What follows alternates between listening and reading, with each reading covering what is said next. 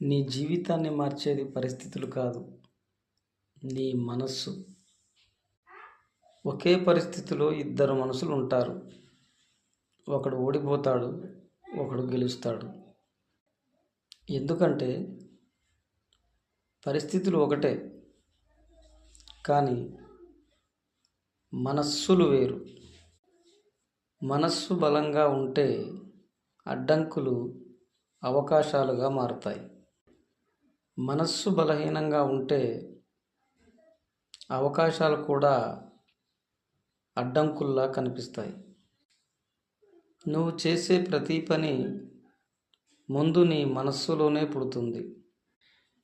నువ్వు నేను చేయగలను అనుకుంటే నీ శరీరం దానికి దారులు వెతుకుతుంది.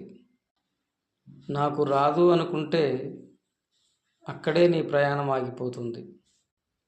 గుర్తుపెట్టుకో, గెలుపు బయట మొదలవదు, అది నీ మనస్సులోనే మొదలవుతుంది. నీ మనస్సును జయించు,